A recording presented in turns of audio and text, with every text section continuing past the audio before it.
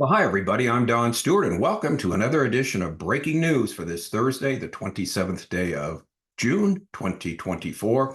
And as always, we're going to look at the headlines that have something to do with what the Bible says will take place in the last days with respect to the coming of Jesus Christ and the events that the world will experience. Now, we're going to see in our top headlines today, there are preparations for the war with Hezbollah that are being made, and they are really heating up, as we will see with the headlines. Now, interestingly enough, at the same time, the New York Times reports that Iran is debating whether or not to build a nuclear bomb. And there were some interesting headlines in Israel today saying that Israel's conducting missile tests for the ability to strike Iran. So lots going down. And finally, one Democratic senator is a huge supporter of Israel. We will find out who this person is. Now, there's also, of course, the debate tonight between Donald Trump and Joe Biden. Tomorrow, we'll give an evaluation of it because we said it may have something to do with respect to what takes place in the world between now and the inauguration of January 2025. Because when the next president takes office, if it's Donald Trump, Iran certainly won't be able to get away with what they've gotten away with before. And if they assume that's going to take place, maybe based upon the debate, they may hurry up what they're trying to do in the meantime, like build a nuclear bomb and try and shoot it towards Israel. We'll see. Anyway, we'll talk about that tomorrow. Now, there's maintenance going on our internet system here at the house from midnight to 6 a.m. tomorrow. That's Pacific time. So it'll be after 6 when I record the breaking news, and we'll have the latest for you at that time. And so we're looking forward to talking to you then. But let's talk to you now. Okay, headline number one. The Security Cabinet to meet tonight amid fears of the war with Hezbollah. The Security Cabinet will meet tonight, an official in the Prime Minister's office tells the Times of Israel. Now, the Security Cabinet is the main decision-making forum for the war. And this is after the National Unity leader Benny Gantz left the coalition earlier this month, bringing an end to the small war cabinet that was created when Gantz's party joined after October 7th. The Security Cabinet will convene as fears abound of a full-blown war against Hezbollah and as the Rafah operation in Gaza looks to be nearing its end with no ceasefire deal in sight. And that brings us to headline number two. U.S. intel expects a war with Hezbollah in the next few weeks if a Gaza ceasefire isn't reached. U.S. intelligence expects a major escalation between Israel and Hezbollah in the next few weeks in the absence of a ceasefire with Hamas in the Gaza Strip. This is from the online magazine Politico. An unnamed senior U.S. official tells the outlet that the risk of war is higher than it has been for weeks. The officials say that a major attack by either side, which could spark a war, could happen with little notice.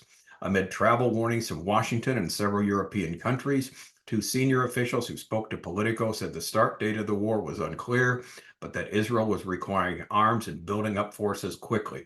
And every country now, seemingly on the face of the earth, is telling their citizens to get out one after another. Is telling if you're in Lebanon, get out right now. And so seemingly something's going to happen. Now, headline number three is something we said yesterday that was very disturbing that I hadn't heard before. And here's another thing that backs this up. The state comptroller warns there's no plan to evacuate northern residents in case of war due to disagreements between ministers. State comptroller Manahayu Engelman warns that Israel is not ready to evacuate civilians in case of a war in the north due to disagreements between Defense Minister Yoav Gallant and Interior Minister Moshe Arbel. In a post on X, formerly Twitter, Engelman's office said it has written to Prime Minister Netanyahu to put things in order. There is no place for a situation in which there is a lack of consensus that has lasted for such a long time. A unified and orderly action by the government is needed, the post reads. Now, why must they basically evacuate the area? Why the northern residents that are still somewhere in the area? The reason is, as we were told yesterday, is that the defense that Israel has against the various missiles, drones, bombs that will come over from Hezbollah, should a full-scale war take place, cannot cover the whole country. In fact, the only things that can be protected are the military sites. The sites, where the military forces are places that make the munitions, the ordnance for the military. In other words, the civilian population is totally at risk. They're totally open. They're totally open to their homes being destroyed and people being killed. And that's why they've been warned if something does happen, there's going to be a lot of deaths, a lot of destruction with the regular people of Israel. And that's why many of them will try and go further south. And so, unfortunately, there's no evacuation plan. And this is, again, adding to the mess. Now, another problem, number 4 headline, hospitals in the north stock up on blood and prepare to move the patients underground. As war with Hezbollah looms, hospitals prepare for every possibility, including long power outages and being cut off from access to roads. Many doctors and other staff could be called to the front lines. Hospitals in northern Israel were preparing for a potential war with Hezbollah, finalizing plans for 2 key scenarios. First, power outages and being cut off from access to roads in safe areas. While no new concrete instructions have been issued, senior health minister officials spoke with hospital administrators last week to verify readiness, instructing them to stockpile blood supplies for 6 days instead of 4. So they are getting prepared. Now, at the same time, here we have this story. If you weren't with us yesterday, remember the story we did. We talked about what one senior strategist who is an expert on terrorism said his idea that what's going on with Iran, why they did not take any credit whatsoever with what Hamas did on October 7th, and neither did Hezbollah, because Iran wants to divert attention away from themselves as they do build a nuclear bomb. They do build a bomb which they can destroy Israel with. And this is the reasoning that why, immediately it was interesting. If you recall back to October 8th, the day after, even the same day, October 7th, Hezbollah said, well, they didn't tell us this was going to happen. And Iran says, this is all a surprise to us. And Hamas says, we didn't tell anybody. This is all our doing, which of course is a lie. But this is what the message that went out. So anyway, this story from the New York Times, headline number 5, Iran's leaders are debating whether it's time to build a nuclear bomb. New York Times says, citing Iranian officials. Now, by the way, Iran has an election tomorrow. They're going to elect a new president. We'll talk about that also. It won't make any difference. They're all a puppet of the Ayatollah anyway. Iran's leadership is conducting a strategic debate over whether the time has come for it to start making nuclear weapons. I thought all that nuclear things, the things they were doing when they were generating the nuclear material to weapons grade was not for weapons at all, but for medical purposes. But of course it wasn't. But now they're talking about, well, maybe the time has come to start making nuclear weapons. And the New York Times reports by citing 4 Iranian officials, including diplomats and members of Iran's powerful Islamic Revolutionary Guard Corps, pointing out that there are 3 senior officials close to Iran's Supreme Leader Ali Khamenei who have publicly declared in recent weeks that Iran's ostensibly no nuclear weapons doctrine is reversible. Well, I'll be if the country deems itself to be facing an existential threat. The Times said Iran's power circles are discussing whether it's time to weaponize the nuclear program and build a bomb. Now, isn't that fascinating? Because for years and years they said, no, we have no plans to build a bomb. It's only for medical use that we're enriching uranium. But now all of a sudden, well, maybe we'll change our mind here. It notes that Iran has enriched enough uranium to 60% purity for at least 3 bombs. It has also installed 1,400 next-generation centrifuges at its Fordow enrichment facility in recent weeks and would thus be able to double that inventory in weeks or months should it so choose. Uranium enrichment to 60% can be converted to bomb-grade fuel in days or weeks, the report says. Now, the Fordow facility is buried so deep, the report adds, quoting military officials, that it would require repeated, precise strikes by the United States' largest bunker buster bombs to reach down that deep. Citing interviews with a dozen American, European, Iranian, and Israeli officials and with outside experts, the Times assesses that Iran has now cemented its role as a threshold nuclear state, walking right up to the line of building a weapon without stepping over it. American officials are divided on the question of whether Iran is preparing to take the final step, the report says. Bury their heads in the sand, I guess. While the U.S. officials tell the paper there's no evidence of a current Iranian effort to weaponize the uranium, an Iranian effort to weaponize uranium, Israelis argue that such efforts are indeed underway under the guise of university research. The Times ties Iran's recent nuclear expansion to its unprecedented missile and drone attack on Israel in April, and says some of Iran's leaders believe that attack, which was almost entirely thwarted by Israel and U.S.-led allies, underlying the need for a far more powerful deterrent. Even though it would still take more than a year to actually produce a weapon, the Times says, the question is whether American or Israeli spy agencies would detect the move and be able to stop it. If Iran had been enriching uranium at current levels a few years ago, when the region was not as tense as it is today, Israel would almost certainly be considering military options to strike Iran's nuclear facilities, the paper further says, citing a European diplomat involved in the discussions with Iran. Well, here's the problem. We just don't know how far along they are because it's all hidden what exactly they're doing. We don't know how close they are. And that is the worry. And Israel does not want to take any chances.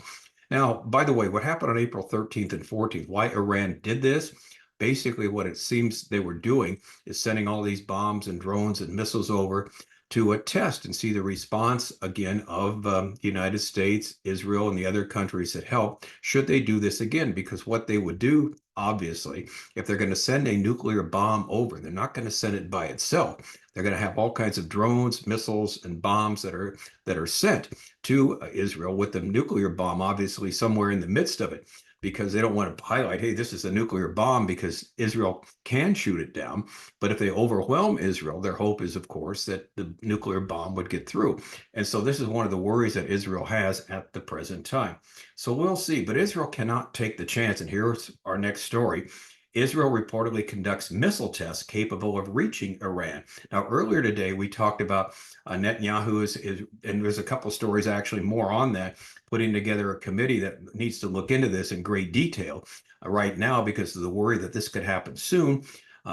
Obviously, the problem has been, and it still is, what's going on in Gaza, what's going on in Lebanon. But the biggest threat is Iran to their existence. So anyway, Israel reportedly conducts missile tests capable of reaching Iran. As a Russian military blogger claims that Israel launched a ballistic missile from the Palmyrin base, hitting a target in the Mediterranean Sea south of Sicily. A Russian military blogger by the name of Rybar has reported that Israel conducted a test of ballistic missile with a range exceeding 1,700 kilometers or 1,056 miles. According to the blogger, whose reports primarily focus on the war in Ukraine, Israel launched the missile from the Palmyrin base towards the Mediterranean Sea, strike a maritime area south of Italy's coast. The blogger claimed that the missile's range is sufficient to cover most of Iran's territory. Judging by the lack of media coverage and the distance of observation aircraft, it seems that the Israelis were trying something serious, Rybar stated on his Telegram channel. Rybar has previously been used by the Kremlin to disseminate information aligning with its positions. It is likely that Moscow, of course, is the source of the information the blogger is relaying, while ostensibly relying on open source intelligence. The test allegedly demonstrated Israel's capability to strike targets at a distance that could potentially reach Iran. The development comes amidst ongoing tensions between Israel and Iran, with both countries viewing each other as significant security threats. Israel has never officially confirmed possession of long-range ballistic missiles capable of reaching Iran. The country maintains a policy of ambiguity regarding its military capabilities, particularly concerning its alleged nuclear arsenal. The reported missile test, if confirmed, could be seen as a signal of Israel's deterrence capabilities against potential threats in the region. However, as of now, there's been no official comment from Israeli authorities regarding this alleged test. The lack of wider media coverage and the specific nature of the source raises questions about the veracity of the claim. We don't know whether it's true or not, but it would not be surprising at all if it is true. So again, everything is really heating up there with respect to Israel being at the center of all these things. And finally, I love this story. Visiting U.S. Senator Fetterman says no to any deal that leaves Hamas in power. Don't you love it? Outspoken pro-Israel Democrat says during his first trip to Israel that Biden should not have withheld bombs. He backs Netanyahu's address to Congress. Backing the position expressed repeatedly by Israeli leadership, United States Senator John Fetterman, Democrat of Pennsylvania, said on Thursday he would oppose any deal with Hamas that ended the Gaza war and left the terror group in power. I fully support the Prime Minister's idea that he can never allow a permanent ceasefire if Hamas is allowed to be functional, said Fetterman, speaking in Jerusalem during his first trip to Israel. That's my red line on it, the freshman senator said, clad in his trademark shorts and hoodie sweatshirt. I could never support Israel being bullied into an artificial kind of permanent ceasefire against an enemy like Hamas. Well, hallelujah, and thank God for Senator Fetterman from Pennsylvania. He is literally a breath of fresh air. And I take back everything I thought and said about him before he was elected senator a couple years back.